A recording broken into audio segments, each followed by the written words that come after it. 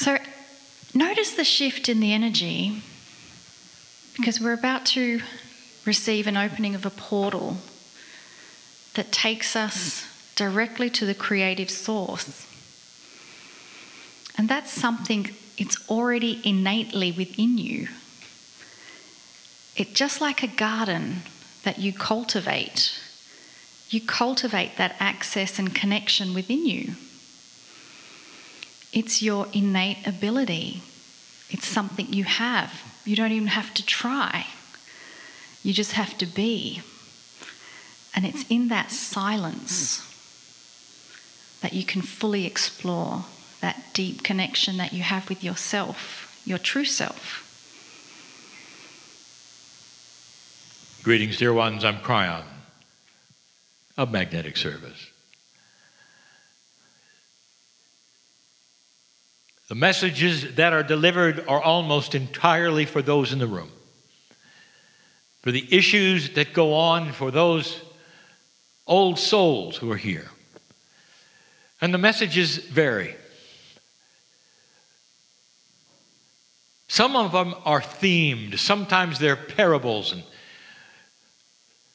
sometimes academic information is given about things and the way they unfolded and what happened and what's next.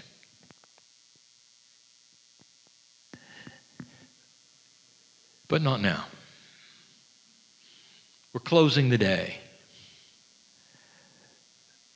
And at the end of the day, you'll do what you always do, and that is you'll get up and leave. But right now, there is a coherence here. And I want to take advantage of it.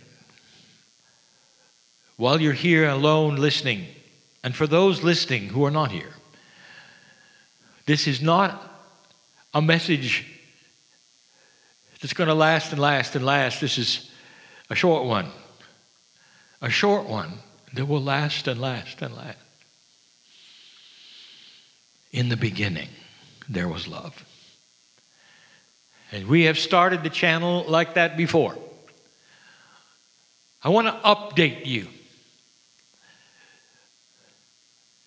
More than a decade ago, I presented the 4 attributes of love to my partner, who wrote it down, published into a novel. The 4 attributes of love were given to the hero of the novel by an angel. And he listed them. Has love changed since then? And you might say, no, love is the same forever. I'm going to give you some information. You may disagree. It has changed because you've changed. And now these attributes can be updated. Some of them are the same, but even those in the sameness can be updated. Because suddenly you are an energy that is going to feature it, not just listen to it. Over 2,000 years ago, dear ones, the master of love showed it to you, presented it to you, tried his best to bring it to this planet in a way that you all could use it every single day. And everywhere he walked, you could say the flowers grew differently and the people went with him because of love. Way ahead of his time. And yet the earth changed significantly even after he left, because of the message that he had, which was so pure and so divine. Even this day, you recognize it. Love. I want to give you the attributes today. Again. And they're a little different than before. And the first one is this. Love is pure. It is as pure as anything that you can possibly believe. Its existence has no other consciousness mixed in with it. It's pure. It's so pure that Humans don't even understand that purity. The closest thing to it, we've said it before, is in the mother's eyes the first time you see your infant. The first time the infant is lifted up or put upon your chest. And that energy that you have for that little one is so pure for the human being. There's excitement, there's celebration, there's tears and laughter and weeping, and it couldn't be pure. Now I want you to amplify that 10 times. That's the purity of the love of God. And where is that exemplified? That purity is directed to you. It's pure. It comes without any baggage. It's not a love that says, I love you unconditionally, except for one condition. You got to do this, you got to do that, you got to go here, you got to. Oh, and by the way, if you don't, there'll be punishment, of course. That's not the pure love of God. That's humanism put upon things. No. If there is God inside of you, and that is the plan, which most of the religions on this planet profess, if God is inside of you, there is a purity that got you here, that says you are magnificent, born into this place with that purity. Love is pure. And that's how you started. And as much as she could, Mom saw that. Dad saw that. And together, when they would look at you in those first weeks, there was so much excitement. That's the purity that they could give to you. But inside, you knew at some level as you grew up, the Creator who made you gave you something special. The ability to love back in the same way. The purity of love.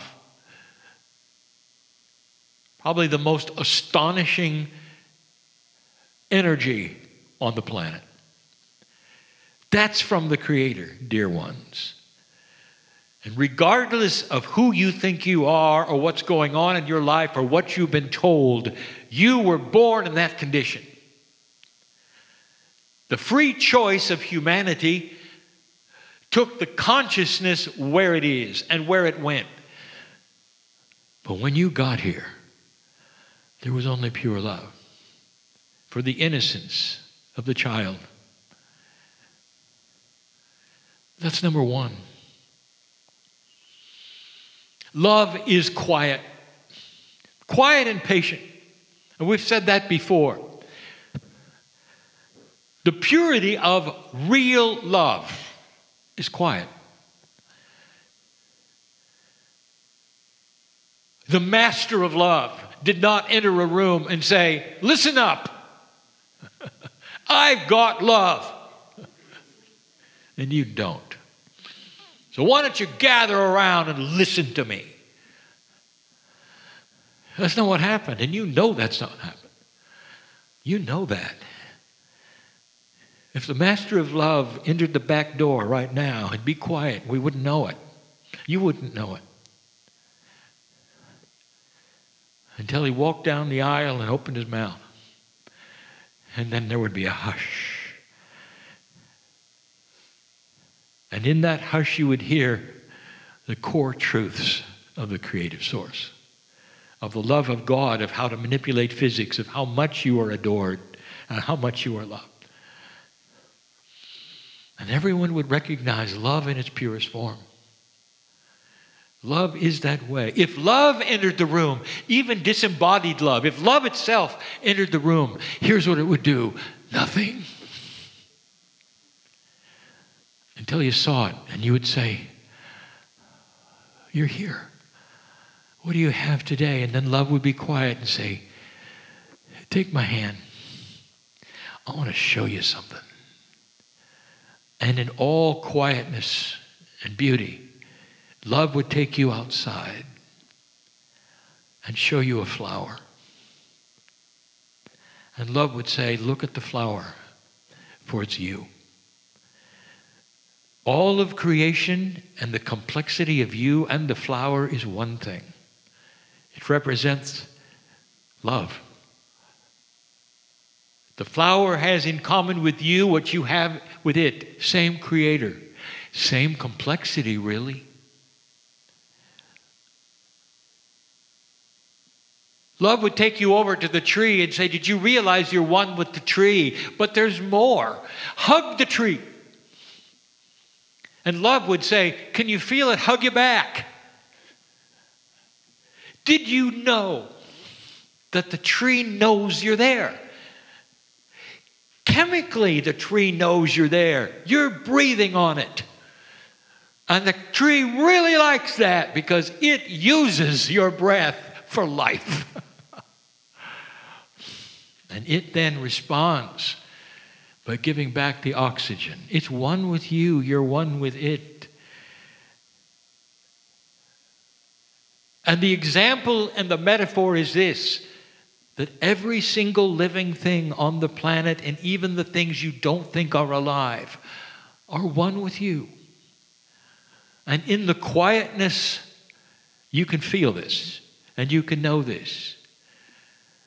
And there are humans who have discovered that they can go into the field and sit down and never say a word and listen to the silence of the most beautiful music there is. The oneness with all things is legendary. And it's the first intuitive thought of some of the spiritual systems that you study. That's what love is. Love is the glue that puts it all together, that shows you the magnificence, that says you don't have to say a word and just be loved. That was number 2. Number 3 goes without saying. Love never puffs itself up. Love is never proud of itself. It's not part of love. It's not part of the consciousness of love.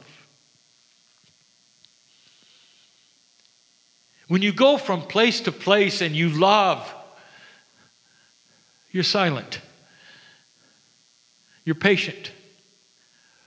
And you understand that there's no amount of verbiage or explanation or puffing up that would be greater than the love that you carry. You can walk around a room and see that there's the Creator in every other human in the room.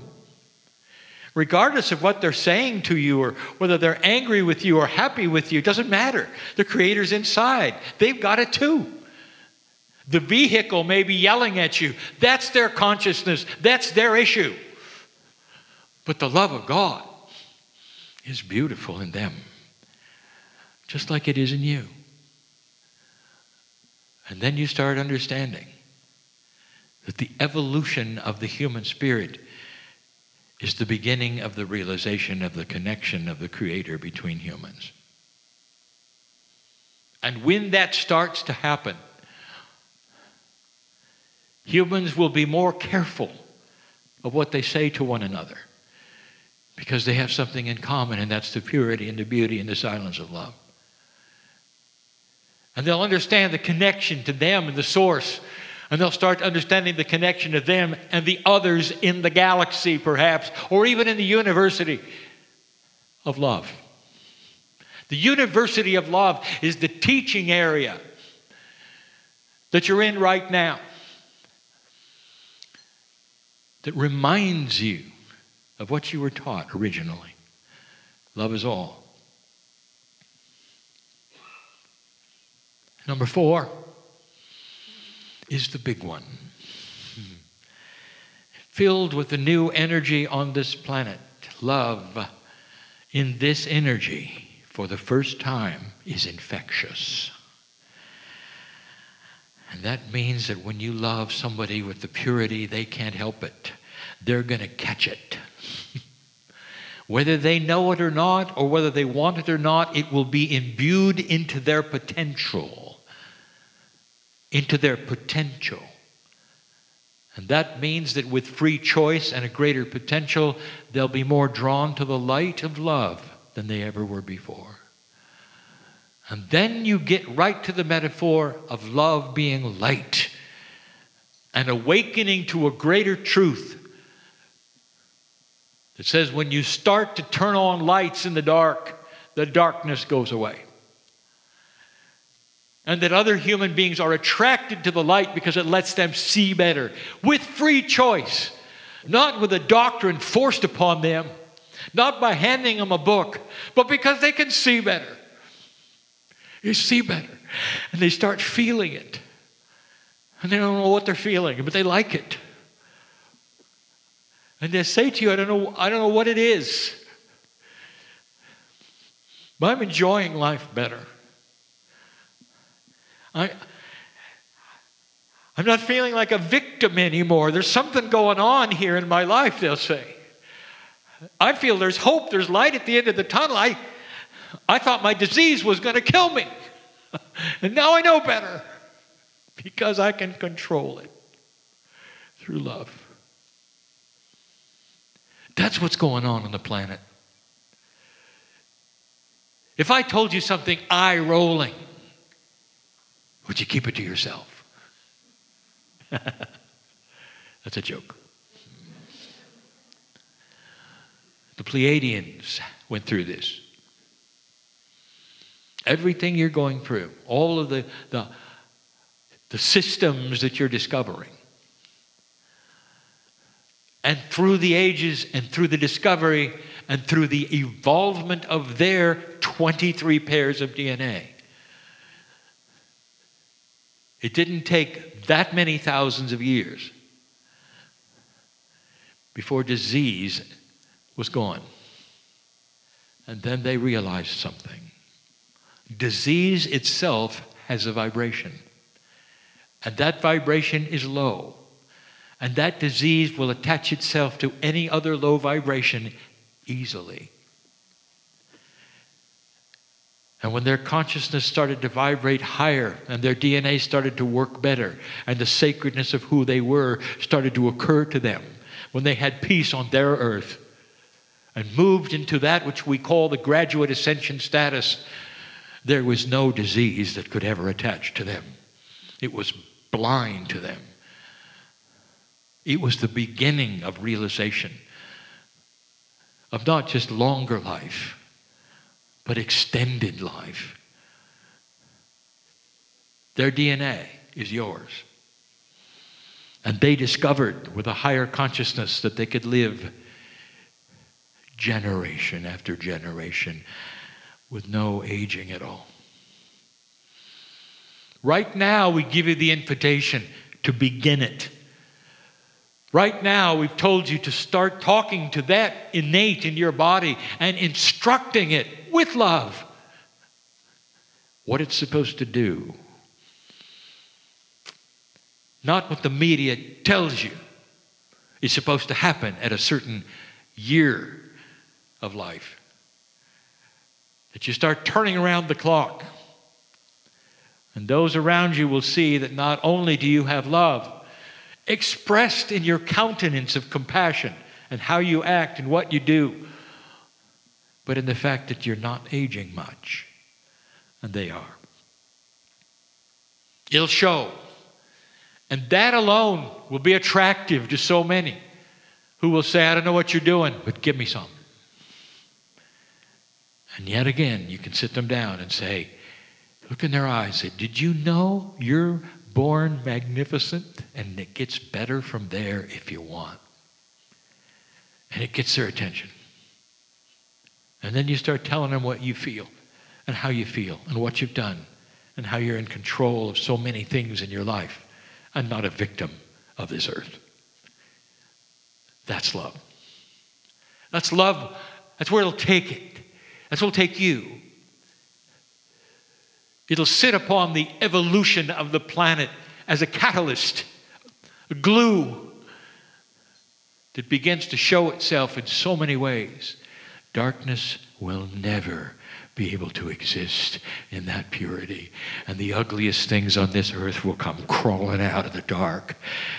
And you will look at them and you won't be able to see how ugly they are. And you will weep with what they do and what they've done. And they will die in the light. They'll die in the light. And then you'll realize there's a light that you've been showing all along. And they don't have a chance. By choice, they chose the wrong avenue.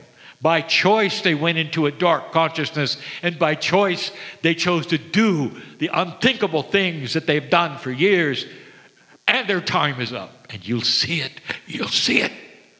And when you do, I want you to remember this channel and this time. When this human in channel gave you this information, it's in the field. It's coming. The cleanup has begun. The cleanup has begun.